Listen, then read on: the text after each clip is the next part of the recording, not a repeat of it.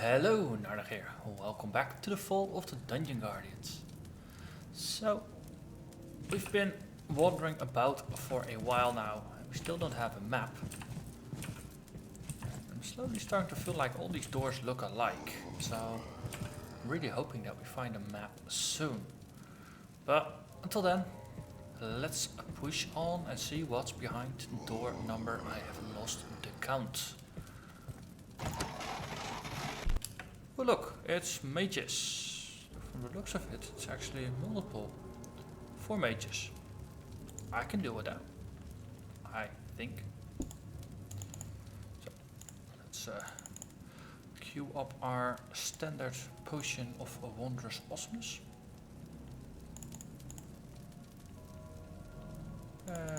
Soul suck.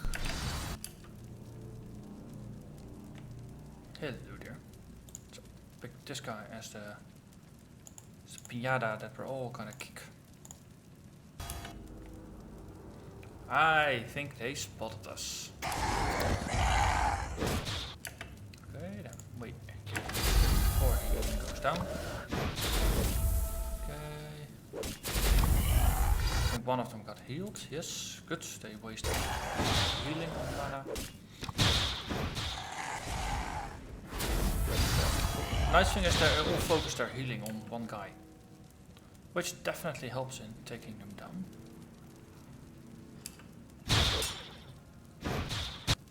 Okay, 2 left, and they are very low on mana, which means they all start wanding, which is also roughly the point where they start dying. Let's see, we can probably get 1 or 2 shots off before we have to. Probably sniper. Not even sure if they are gonna last long enough with the 2 of them.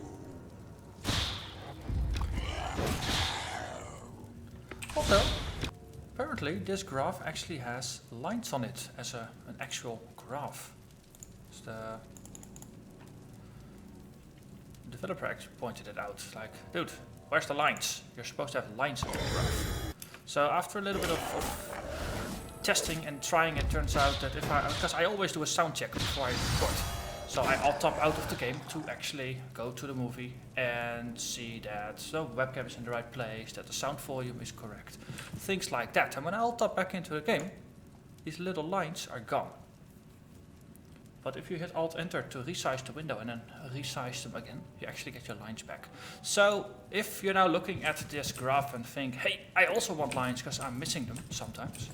Now you might know why it is the way it is and how you can remedy it. And apparently it's some kind of issue with the Unity 3D engine, or at least a slightly older version of the Unity 3D engine. So with a bit of luck, the developer actually succeeds in patching the game or in updating the version of Unity that it uses to make this feature work across all tabbing. But if you are missing the lines, this is a way for you to actually get the lines back and see how damage and threat and all the good things in combat last for you. So Nostro is the only one actually doing a little bit of healing. While Gerald is the one losing a lot of life. So that's actually, no, it's besides just seeing the numbers, actually seeing a graph of how damage ramps up and how threat ramps up is pretty cool. Because you see that Gerald, you really initially spikes, and after that it's a bit wobbly, and then it kind of stabilizes at this point. But with Thomas, threat just keeps mounting and mounting and mounting and mounting, and then it just kind of fizzles away. While for Narnach it's more like a little spike and then he kind of stabilizes earlier. So I'm wondering why that's the case. So let's pay actually a little bit more attention in the upcoming battle. So let's see what's behind this door. Hello there, bunch of skeleton footmen. So of course we do a bunch of thunderclaps. That might be why a threat just mounts this quickly. Because thunderclap is supposed to piss them off and establish aggro. While initially, of course, we lead with 2 double shots and then the sniper shots, because I think damage points wise it's more effective to do 2 double shots and then a sniper rather than squeezing in a single instinct shot to boost the damage of the next sniper shot by another 15%. Just alternating it in this pattern seems more efficient against larger groups, because you're getting 2 times or 28 damage plus another 21, so that makes 49 points rather than 36. And the casting and the cooldown are sort of kind of similar.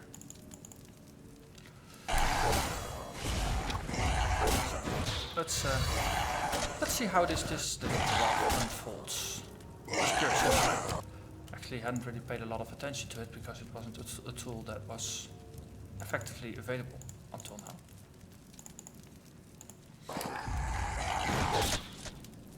You see that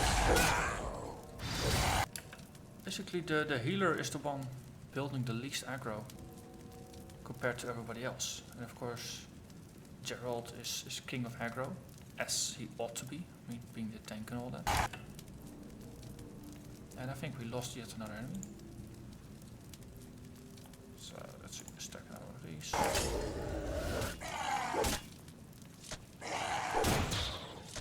I think he stabilizes because he just runs out of enemies to piss off. Okay, let's see, we lost our target, so we can just finish him with single target attacks.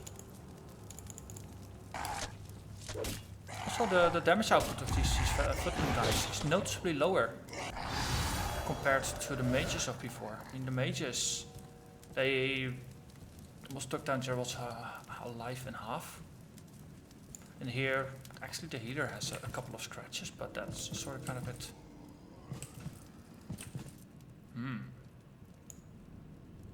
Now why would we have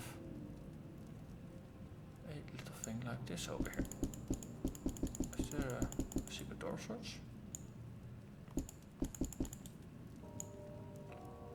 Oh wait, am I just looking too far up? Okay, interesting. So when we went up here, was there anything special over here? Actually, there was. Did I completely miss a passage through? Okay, so it's too deep. Keep that in mind. Let's see. So 1, 2. This is where the thing is, and that this is behind the wall. Okay, so there's not a secret tunnel in between.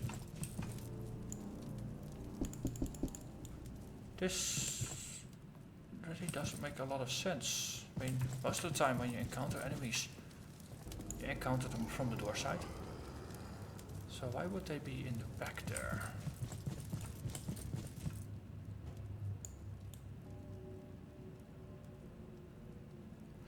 Okay, for the moment I can't figure it out. Wait. I've seen that thing before. Haha! Okay, so... Ooh! It's a map! Found a map. Sweet, sweet mappiness. Okay, so that's actually exactly why the alcove was over there. Because the room is actually symmetrical. I mean, this is a mirror of the alcove on the other side. So this is sort of kind of a hint that there's an alcove over here. I like the subtlety. It makes you wonder like, hey, why is there something special with this room? So then you go investigate and you find the map. I found the map! Yay! So that's cool. Let's quick save so I'm sure I don't lose the map. Let's see what's behind the last door of this room. And these are just run-of-the-mill skeletons. They should not pose too much of a threat. Then again, never underestimate the power of a lot of bones.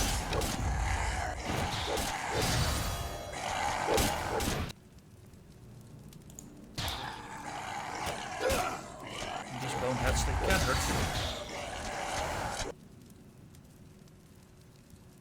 Okay, we've already run out of a queue.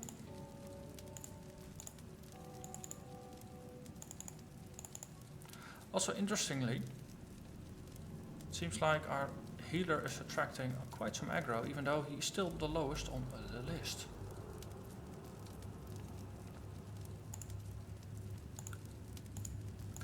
switch between how long the time period is that you actually see. I think for most of the time 2 minutes is probably enough. An average period. Ah, okay, so this is a running average. Just want the... I don't think the numbers they change, but the average doesn't really matter. Okay.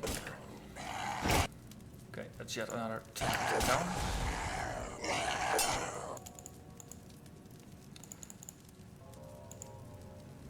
Wait, one more, and then we finish it off.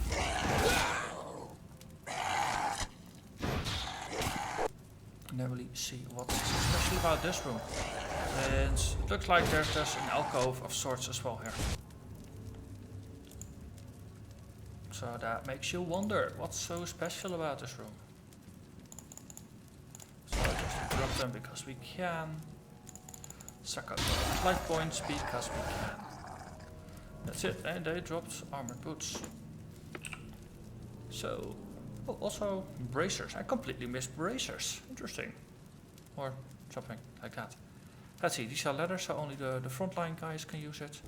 Gain some agility, lose some stamina, and some armor. I'd rather not lose the stamina though, because that's 10 health points. Then I got dropped from 170 to 160, and since he does have a habit of just catching some initial blows, yeah, let's not drop them. These boots, they're plates, so literally our tank is the only one that can use them. We gain 1 strength. So for our tank, 1 point of strength, that buys us melee attack power and parry. Question is, do we regain 9 points of parry for it? Well, that's a simple way to check. 17.1 drops down to 15.9, so the answer is no. We lose more than we gain. So this level 4 item is clearly not better than the level 2 that we already have.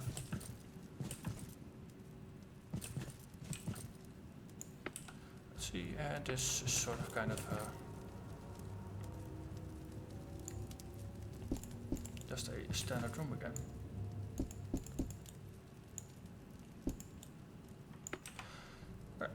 This seems pretty regularly shaped, so we defeated the upper wing.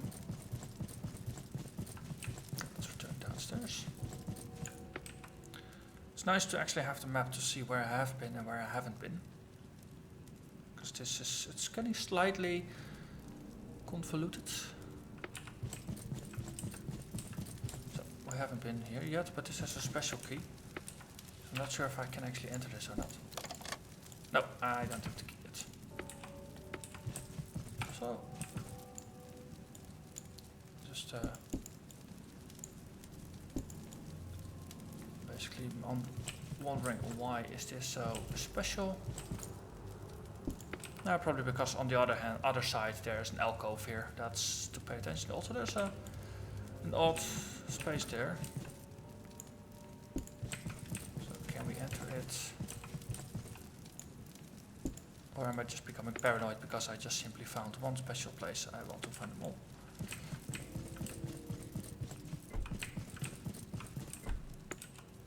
Basically, this is the back side.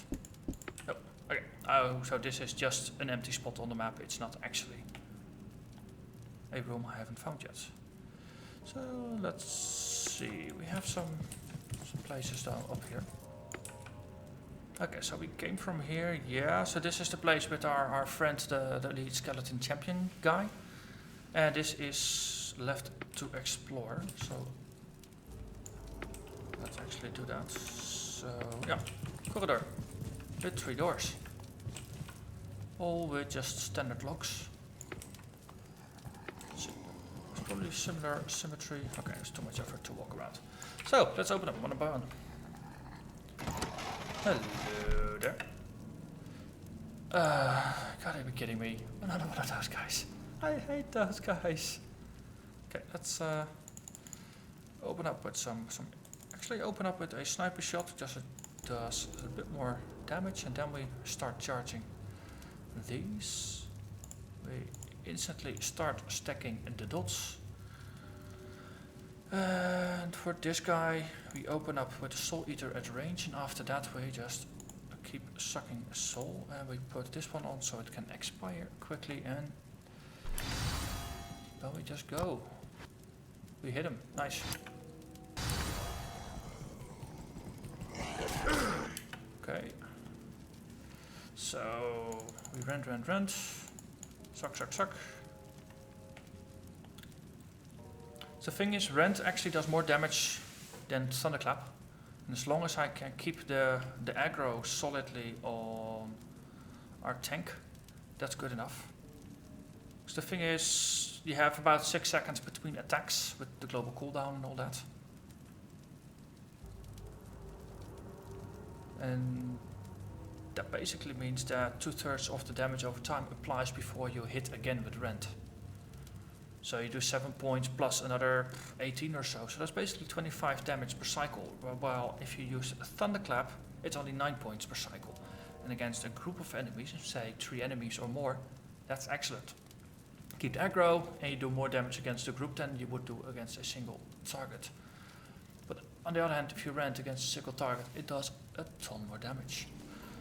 So let's see. The nice thing is Thomas is actually taking a bit of damage already, which is good because we are now establishing a lot of aggro with our main tank. But the first 70 points of damage, our main tank didn't have to sustain them, so that's very good. Smash, which I rather not take in the face. So let's go.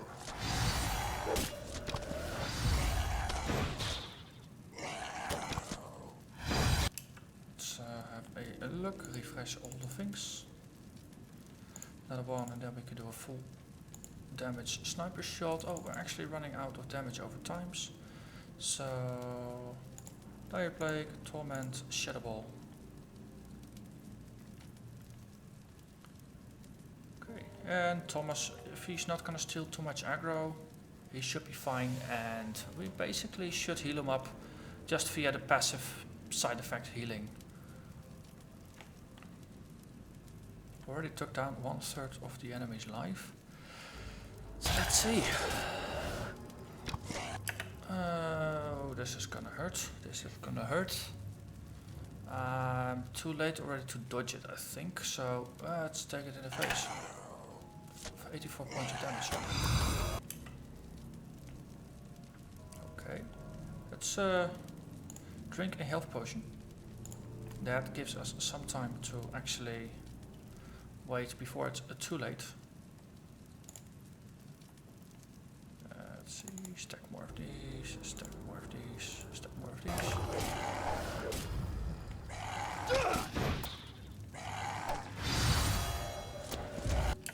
That's a smash we can interrupt, which is good. Just a waste of our opponent's time. The sniper shot's gonna hurt a lot. Probably cast another one of these, and then we switch back to the... let's just open up with a torment then.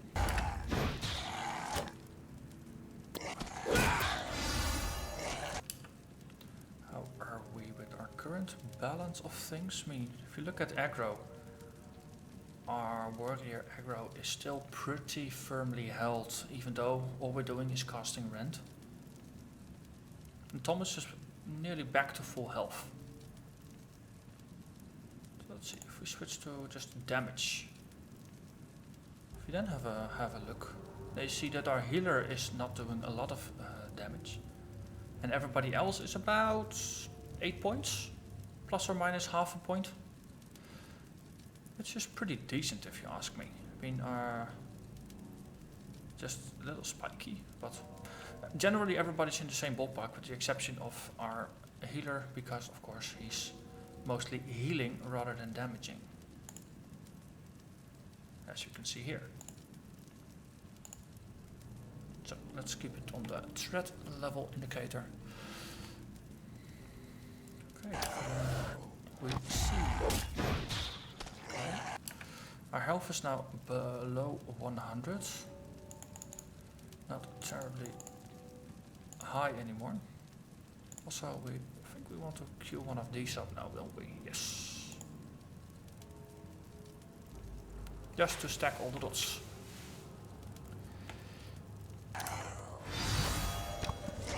That's smash. Okay. I'm trying to dodge it because health not good. That's a second potion that's going in now. Also, I completely forgot to reapply the Seal of Necromancy. So there's this thing that if the Seal of Necromancy wears off, you get healed for 15. So that's every 40 seconds you get 15 health. So that's roughly 1/3 of the healing you get from a soul suck. Which is nice as a free thing, but the mechanic, I'm just too bad at remembering to pay attention to the timer because it's 40 seconds. So yeah, I'm really bad at managing that. Even though it's a couple extra percent, which might be the difference between staying alive and staying dead.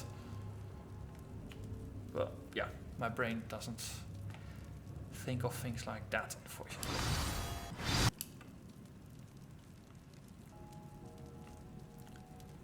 Let's see, that one is still casting. Then we can requeue these.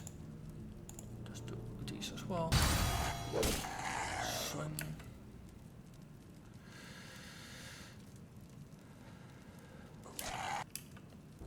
This is gonna hurt.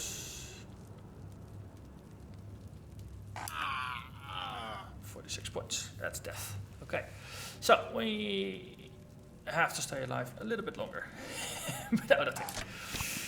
This is looking slightly familiar now. Let's see, this is no cooldown actually. So I'm just gonna interweave these now. Just do a little bit more damage. And we'll see. If we stay alive long enough to do 200 points of damage. Okay, who is gonna die?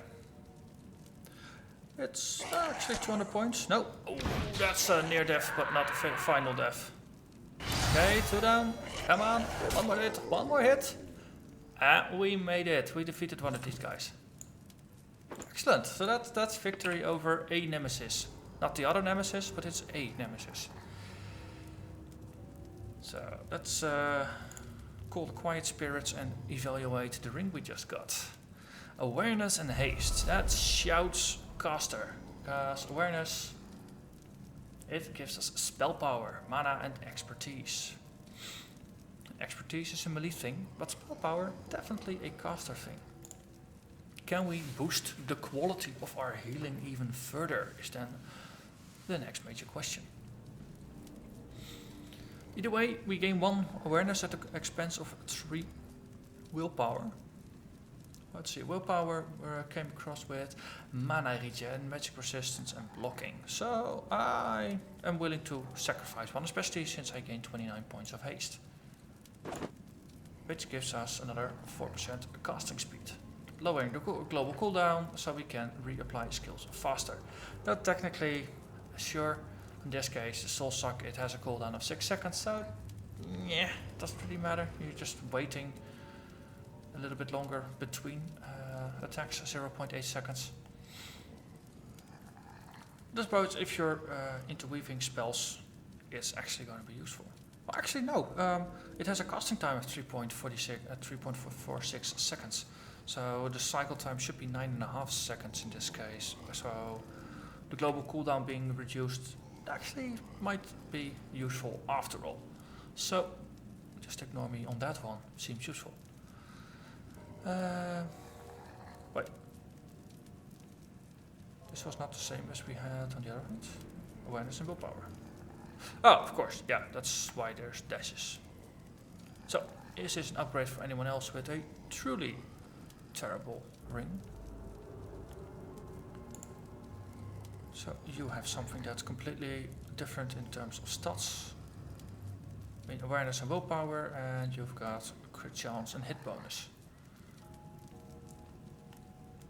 So, if we switch them around, we gain 20 points of mana, which is good, so you gain extra mana regen. Actually, that's worth considering how much that is per second. Mana regen in combat, 9.8. And before that was 9.5, so that's 0.3 mana regen per 5 seconds. And in a battle that lasts for a minute or two, actually seems pretty legit. So let's see if we increase it. So 4 minutes it went off. It's about a minute and a half. So that's about 4.6 points of mana extra from the regeneration. That's, well, yeah, that's 20% of a spell. Okay, so it doesn't really matter. Actually, mana reserves are way more useful to have.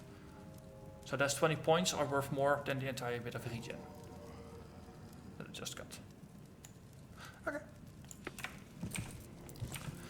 On the other hand, we cleared a room, or we opened up a room. Let's see what's in here. Ooh, and this is the ashes of Redloh Soraj. Okay.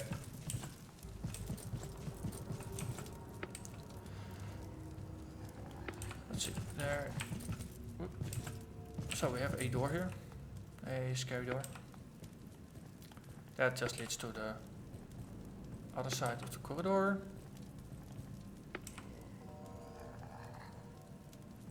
Sounds like there's something on the other side of the room, but I probably would have heard it. Anyway, that's for next time. Let's leave that as a mystery. So we found ashes, and next time we will see what's on the other side of this room. Until then, I thank you very much for watching, and I hope to see you again next episode. Bye bye.